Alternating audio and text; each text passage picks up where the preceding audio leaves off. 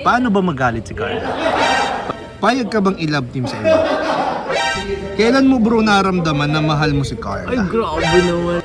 Saang beach mo papakasalan si Carla? Ay, grabe naman. Ayan, hello po mga kalingap, welcome back to my YouTube channel, Kuya Nel po. And for today's video po ay itutuloy na po natin, tuloy na mga kalingap, yung ating part 2 po sa interview po with Papa Joms. Siyempre pag interview po kay Papa Joms, hindi po mawawala yung mga katanungan about po sa Jomcar at kay Carla. Ayan. So ito nga guys, kasama po natin si Papa Joms. Andito po mga kasama natin. Ayan. Happy birthday po kay David. Part 2. Part 2, part 2 po ng 1-to-1 interview. Ayan. May part 3 pa yan, part 4, part 5. Hanggang 200.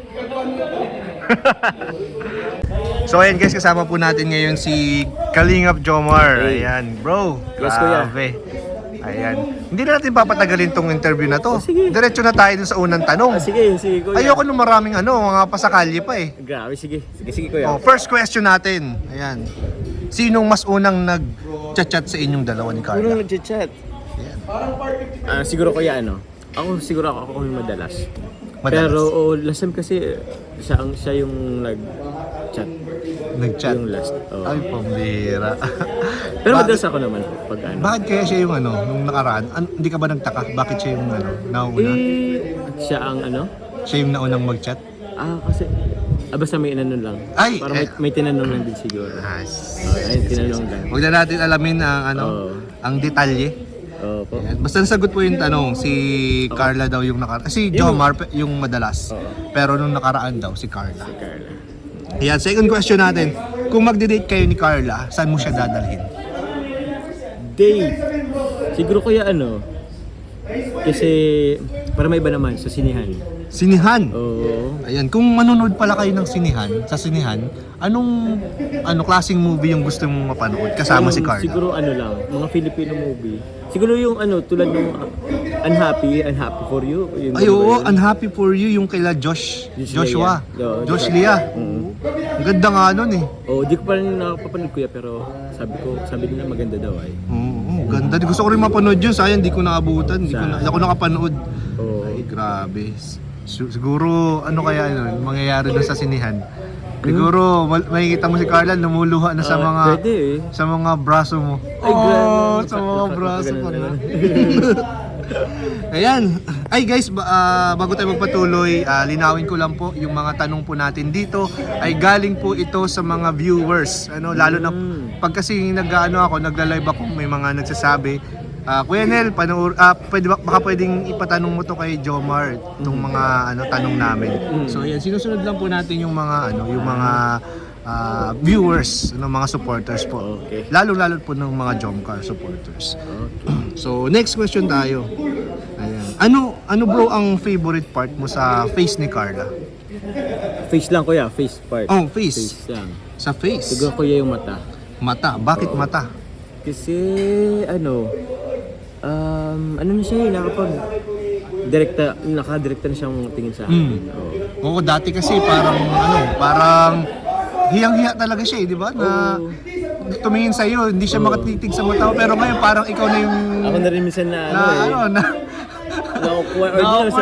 Oo, parang ganoon kasi parang mas na siya, parang kung makatitig siya sa'yo, parang mas siya, confident siya sa'yo eh, parang dinodominate niya parang, ako. Dominant. Dominant. Parang dominant, no? Oo. Yun, nakuha mo yung tamang term. Grabe naman. So ayan po, ang favorite part po ni Jomar sa part ng face ni Carla ay yung mata. So next question natin. Ayan. Saang beach mo papakasalan si Carla? Ay, grabe naman sa parang namin ay inano tayo ni Kuya nila Hindi, joke lang. Joke lang. Ayan. Pero ano yung pinaka-favorite mong beach? Favorite kong beach. Baka sakali, doon kayo Sa magpakasalan akin ni kasi Carla. wala ka pa. Parang gusto ko pa makano sa ibang lugar eh. Pero sa ngayon, ano yung mga beach na napunta mo? Siguro Calaguas kuya. Pinakamaganda. Maganda rin yung Calaguas ay. Sa lahat ng beach na napuntahan Sa mo? lahat ng beach na napuntahan ko, Calagwas or Subic. Subic. Yan. Pero Calagwas siguro ako. Sa Calagwas. Calagwas Island po Calagwas yan. Island. White Dito yun sand sa po yan. Daet. Malapit lang po yun, dito Cam Norte lang yun. Cam Norte lang. Ay, naku, abangan nyo guys, baka dyan po magpakasal tong jump car natin. Ay, grabe, kinaba. Kinaba. Baka marami na po sa inyo magpabook agad. Ang layo po nun, 2 hours po ang nun, ang boat ride. Tsaka matataas po ang alon doon. Maabot na halos gabahay po minsan. Ang taas. Oo bro. So, ayan. So, next question natin. Kailan mo bro naramdaman na mahal mo si Carla? Ay grabe naman na yun. Labin sa mga tanungan yun ko. Sige, kahit hindi na lang mahal, kailan mo naramdaman na special? Ayan, special si Carla. Anong episode? Ano kuya, siguro nung una, hindi naman sa pero nung una kasi, first pa lang namin. Parang wala. Parang napaka-innocente, parang gano'n. So parang special na agad, parang gano'n. Special na agad. Special na agad. Unang pa lang unang Unang pagkikita pa lang. Ay, pambihira talaga. Special. Ayan guys una pa lang, love at first sight. Pwedeng gano'n eh. Pwede gano'n, no? Affection at first sight. Ay, grabe. Ayan, next question tayo. Ito, medyo medyo mahirap. Payag ka bang i-love team sa iba? Ako? Oo. Isip ka bro. Wala masaya kasi ako sa namin nga ni Carla. Nga problem mo. Hindi talaga. Hindi talaga. Hindi talaga. Hindi talaga. Grabe na.